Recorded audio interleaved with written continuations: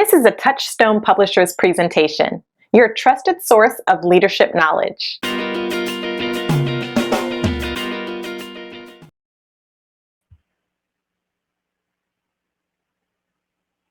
Well, good morning, good afternoon, good evening, and welcome to your class today on the Servant Leader. My name is Glenn Daniels, and I will be hanging out with you today for a very short workshop. I want to make sure, though, that we get everything covered we're supposed to cover. We have a lot of information to get to today. So let's go ahead and get started. Let's quickly cover what we're going to be looking at today. The webinar, The Servant Leader, we're going to first off look at what the servant leader is. We're going to give some information about that so you can get a good feel for it. We're going to talk about your roles, the responsibilities you have in leadership if you're going to be that servant leader. If you want to create a dream team, you got to pay attention to what your responsibilities are. We're going to be leading by example. Talk about what you have to do to lead that by example. You're the servant leader. Servant leaders allow their team to stand on their shoulders. In order for that to happen, you have to set examples for them. And we're also going to take a look at some people who have some experience already in this area and let them share their thoughts with you. Okay? We're going to quickly talk about communication and flexibility. Okay, that's the key. We've worked on that in all of our workshops up to date. Communication and flexibility. Then we're going to take a quick inventory of where you are right now. This is going to be a critical part of what we have to do today is discover where you are right now. But let's go ahead and jump into this idea now of servant leader, the info, what's it all about. Okay, so for starters, a servant leader uses their power. Hear that, please. They use their power to benefit the people they lead. Use their power. What's that saying? Well, that is saying your power, your force of will, the power of your knowledge, the power of your position, the power of your dedication and desire to be the best, to benefit the other people within your group. People will benefit because you're going to lead with your power. Now, one side note that I decided that might be worthwhile to put in here. When we're talking about your power and the benefit that you bring to the table, we tend to sometimes go very negative on ourselves. Talk to 100 people, one person has something bad to say to us, that rides everything. You must remember that people never remember the millions of things that you did good for them. They don't remember that, right? They only remember the one or two times you did something wrong. You could do a million things correct, but the one time you do something wrong, that's what people remember. That's you. You could do a million things correctly, but the one time you do something wrong, the one time you get a piece of criticism, you allow that to run everything instead of taking a full, complete inventory.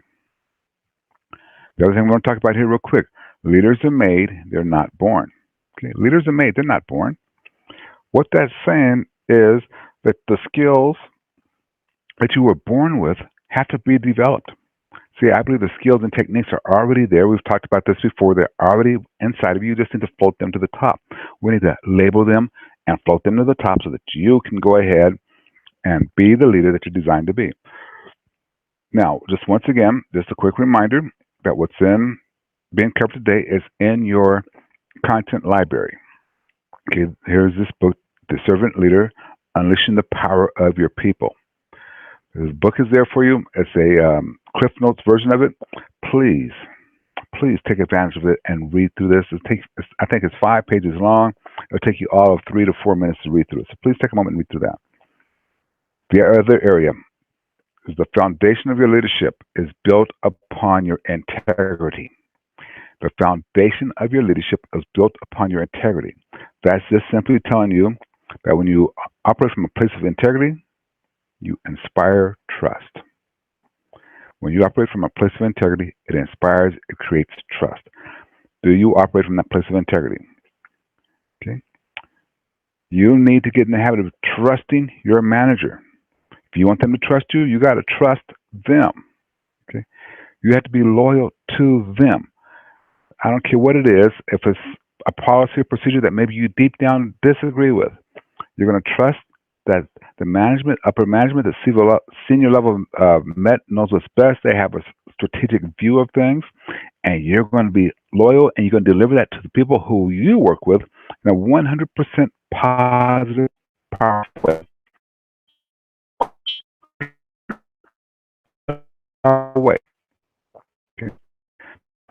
leaders are accessible, they're decisive, and decisive and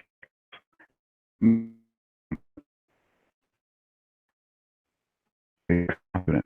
They have the game plan first, they're confident, and make it happen. They are good managers. Servant leaders are good managers who can think both tactically and strategically. They think both tactically and strategically. What does that mean to you?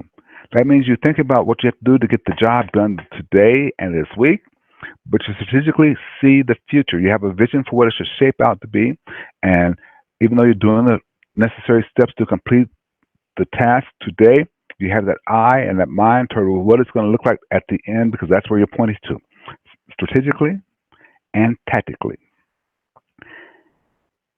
Servant leaders, they are able to facilitate organizational change. Change is sometimes, well, not sometimes, it's oftentimes your enemy. People do not like change. You do not like change. You got to be aware of that and pay attention to that. Change can be a problem. And the best way for you to take care of that change is, remember, good communication. Communicate this to your team in a way that they hear it, they understand it, and they see the vision of why that's in place. They have understand why that. It doesn't really matter if they like it or not, but they feel and they see that vision, and therefore, because they're pulling for you as a servant leader, they follow that vision. Here's another area of importance, I believe. Train the next generation. Train the next generation of leaders by delegating responsibilities. You must start delegating your responsibilities to people on your team to get them ready. Okay? Sometimes that requires, well, for example, some of you have teachers and they're in the classroom. You need to train them. You need to delegate some responsibilities to them, even if that means you go sit in the classroom while they go take care of that responsibility. You must train the next generation. I want to put this out to you. I think it goes a little bit deeper than this, though. I think it goes a little bit deeper. As you're training this younger generation, 21, 22, 23, 24, 30-year-old people, as you're training this generation to become leaders, you must train them to the best of your ability, because what happens is they go home and they train their children to be leaders. You be the best leader, you train them to be the best leader, they'll train their children to be the best leader. That next generation is not the ones working for you, it's their kids. And this becomes part of the servant leader's credo. I'm training my folks. I'm developing my team. I'm following my number one job, to develop people on my team. Servant leaders empower subordinates to make decisions. They empower their subordinates to make decisions. I'm going to give these folks a chance to make the decisions, talk about it. We want this team to become a consensus decision-making team. We want them all to decide how they can get the projects done. With that said, though, you're going to set the expectations. Okay? You set the expectations. You say, I want to park this plane at the gate. And you have them lead to that by letting them make the decision on how to get there. You evaluate their performance. You evaluate their performance. You say, okay, here's where you are, here's where you are. Here's where we are, here's where we are. But here's the thing, ladies and gentlemen. Evaluating their performance equals accountability. You must be accountable to your team. You must evaluate their performance on an ongoing, daily basis. When you listen to other folks, when a servant leader listens to others, they listen to serve them. They listen to serve them. Once you start doing that, they will follow you. Okay? It becomes an issue of, if I'm listening to serve you, if I'm not listening to get my agenda across, but I'm listening to serve you, your team will trust you, and soon they will follow you. Okay? They will trust you, and soon they will follow you. One point here, finding the balance. Okay? Whether you're trying to win a contract, win over the hearts of students, win over the hearts of parents, coaching a football game, fighting a war, the basics of leadership are all the same. You set the goal and you persuade other people to follow you. You set the goal and you persuade other people to follow you. It's all there is to it. You're going to set that goal and you're going to persuade other people to follow you because that is your power. That's what a servant leader is all about. As a servant leader, you articulate and exemplify your organization's mission, inspiring and invigorating your subordinates. Inspiring and invigorating your subordinates. Please remember this, as a servant leader, you are the catalyst to achievement. In order for you to have that vision, you have to start to understand and make sure you have a clean, clear grasp on what the vision, the mission of the company is. So you have in your notebooks, you have this homework assignment. This homework assignment is due the Monday after the Thanksgiving holiday. This one is due the Monday after Thanksgiving holiday. Okay? Please write down what is the mission of MET. What's MET's mission? You should have that one. That's the easiest one on the list. Get that written down, turn that back in. Number 2, what is your team's mission? The people who you report to or your peers, what is their mission? Clear, short, concise, and sweet, and to the point. Number 3, I haven't talked about this before, but it's critical to you having a balanced approach. Write down what is your personal mission. What is your personal mission? I want you to connect with that personal mission, and I want you to write that down for us. Well, for you more than me, but write that down. And then what is your professional mission? Okay. All of these should be short, sweet, concise, to the point, and very clear. What is your personal mission? And what is your professional mission? The servant leader also understands leadership as reciprocal. When you respond to others, not when, but how you respond to others influences how they in turn respond to your leadership skills. Okay? How you respond to others teaches them how to respond to you. Okay? Please don't forget the 70-30 rule. Strive for the 70-30 rule. 70% of the time, you should be out there working with your team. With only 30% of the time, you should be held up in your office. 70% of the time, you should be giving positive feedback, with only 30% of the time being negative feedback. That 70-30 rule permeates through your entire leadership skills, your entire leadership set. Let's talk about the responsibilities you now have as a servant leader. These responsibilities, they include defining the organization's mission and devising a plan to implement it. Okay, defining the organization's mission and defining a plan and devising a plan to implement it. Staying on top of day-to-day issues, pushing for greater efficiency. Staying on top of day-to-day issues so you can push for greater efficiency. You know what that means? Being accountable. Okay, that's what that means. It means you being accountable. Developing management processes that includes workers at every level and that build their relationship skills, their leadership skills. See, you need to develop management processes that include workers at every level that build their leadership skills. You must make a difference. Okay, you must make a difference. Okay, you must make a difference in how quickly they do the job and how well they do the job. You must create those processes. You have to get in the habit of making timely decisions. What is that timely decisions? How do you make those timely decisions? By having confidence. Forgive that. But by having confidence, you can make timely decisions. You can have a process and make those decisions. And then establishing goals. You have to have goals for your team, for yourself, your vision, your purpose. You have to have goals. Now, you know me. You know what I'm about ready to say here, because you know I've written 2 books on goal setting, and you know I believe that's number 1. Okay. You know I believe that it's very important that you set goals, that you have a clear, concise picture of how you want this all to come out at the end. You must get in the habit of setting performance standards. Okay, get in the habit of setting performance standards.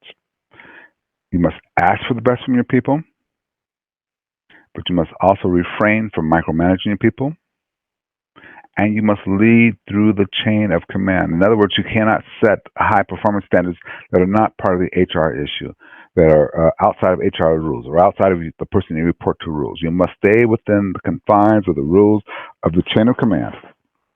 You don't get to be that powerful until you become the Stacy. Okay? When you become the CEO, then you might be able to change those. But I bet she would tell you herself that it's really, really difficult to change because there's so many other people that she has to serve. You do not get to change those, so just remember that. And you must really avoid, at all costs, micromanaging people, unless they fall in that category where this is required. Okay? Then always ask for the best from your people. The last one in this list is acting as an ambassador to Met. Okay? You're the ambassador. Inside work, outside of work. This is your area where people are paying attention to you. Your actions should generate pride and respect from your staff and your clients.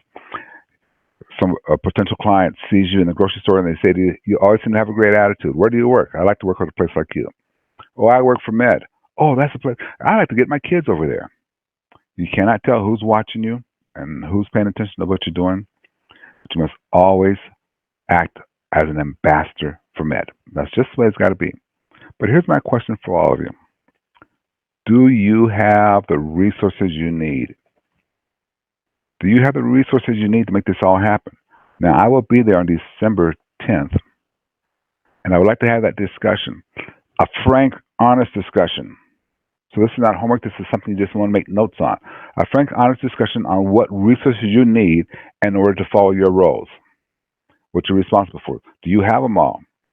Okay, and we're not going to let you just off the hook to say, well, I got them all, and then you go away the next day and, no, well, we didn't do anything. You're going to make a difference here and with getting the resources you need. And so I'm going to ask you to be aware of that. December 10th, we're discussing that face to face. Okay, do you have the resources you need? What resources do you need? We want to make sure we have a good frame of mind on that one and be able to take from that. Let's talk about this thing about leading by example. Let's talk about that real fast. Okay? You must set the example. So let me ask you, are you on time for work? You want everybody on your team to be on time for work. Are you on time for work? Are you cheerful and happy when you arrive at work? You want people on your team to be cheerful and happy. You want them to be happy for the clients, for each other, for the parents, for the students. You want them to be happy. Are you? Do you listen more than you speak? Do you listen more than you speak? Now, if I'm going to give myself this score, I got to say no. But the rest of you should be checking off yes here. Okay. Do you provide accurate and complete information? Okay. Do you provide accurate and complete information? If you don't have accurate and complete information, you know where to get it so you can have it for the next time. And last example I want to ask you, are you parking your plane at the gate? Do you park your plane at the gate?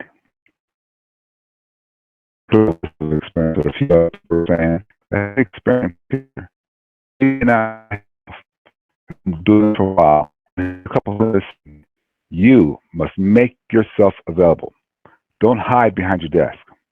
You must listen and be aware that accessibility is particularly important during tough times. During tough times, you know what they're saying? 70-30. That's what they're saying. Follow that rule, the 70-30 rule. In your actions, demonstrate your selflessness and total commitment to your organization. A 100% commitment, anything less than that, is not you. Anything less than that is not you. If you don't care to give 100% effort, look at it, find out what your vision, what you're passionate about, and you will see that those will become in alignment, and then you can give you 100%. Always project a sense of fairness. But remember, fairness is not treating everybody the same. Fairness is giving everybody what they need. Trust begets trust, ladies and gentlemen. Trust begets trust. Make sure that you trust first, and then that will cause people to trust you. Okay, project authenticity consistency, and a sense of inner calm to gain the respect of your peers, your subordinates, your superiors, your clients. Do not let anybody take you off your game. Be calm. Arise above pettiness. Okay? Avoid being arrogant. These are people who live the servant role, and this is what they're suggesting that you do. They're giving you the voice of experience here. Okay? Rise above this stuff. Avoid being arrogant. Yet remain true to your values. Remain true to your values. Here's something you might want to be aware of. When you write your personal mission statement and you write your professional mission statement, your values will show. You need to remain true to them. And then the killer one. Simplify, simplify, simplify. Now, I'm personally working on this, and this is why you now going to have, we're working inside of Teams. We're trying to get this set up in a way, slowly bring it on for you to keep it nice and simple so that everything you do is right there inside the Teams. Okay, your homework assignment is there inside the Teams. You don't need to go through all this extra work. You can just answer it right there. I can look at it right there. I can give feedback to you right there. We don't have to go through emailing, all those type of things. We'll slowly bring that on. We'll have a webinar to help bring each step of that on. But right now, the other day, every one of you received your link for your notebook. But you already had your link for the team site. So you can go to the team site right now and look at the channel that says learning, and there's your notebook, your OneNote notebook. You can answer all your questions, answer all the test questions, read all the information that's necessary right inside of Teams. And by the way, you don't have to have Teams downloaded on your computer. It's web-based as well. Now, here's one other last thing that they want to bring to your attention. They want to let you know that leaders must have the capacity to endure long hours and relentless pressure. You must have the capacity to have stamina. Okay? You must have the ability to handle the pressure of long hours. Otherwise, all your other skills start to fade away. You have to get this done. Required for, okay? Got to have a little bit of stamina. Let's take a look at our final section here. Oh, two sections, sorry. Communication. There's a Roman emperor that one day was on parade or tour, and one of his followers decided that she needed to talk to him, so she's trying to talk to him, and he said, "Listen, I don't have time to listen to you right now." She turned to him and said, "Listen, if you don't have time to listen, you don't have time to lead." When he heard that, he stopped and realized that he had to listen. I'm asking you to stop and realize you have to listen. I'm asking you to stop and realize you have to not only listen to your team, to your clients, to the people you report to, but you have to listen to other ways of gathering information. You got to start looking at things what the local library can bring you, what the government documents bring you, what's on the internet. You know what? You also have to start looking at reading more. Yep, reading more. These are things you have to do so that you can listen and gain some flexibility in things and be a little bit better at what needs to happen. Okay? So these are things that I'm going to ask that you take a look at and ask that you have happen, because this will allow you to become the servant leader that you need to be, okay, that you can be. All right, we'll bring the screen back up here. Just accidentally cut that off. Let's go ahead now. Where are you? Let's look at this last section here. Where are you? Okay. How's your attitude toward change? How you cope with change says a lot. We're good at delegating of authority. Are you still afraid that if you delegate something, it gets wrong, you can get blamed for it? Well, that's true. Are you still afraid, though, of delegating things because you don't want somebody thinking, they're doing your work for you? No, they're doing their own work to develop themselves. Are you afraid to delegate because you might think someone else is going to outshine you because they're doing your job now? How are you delegating? Use of your authority.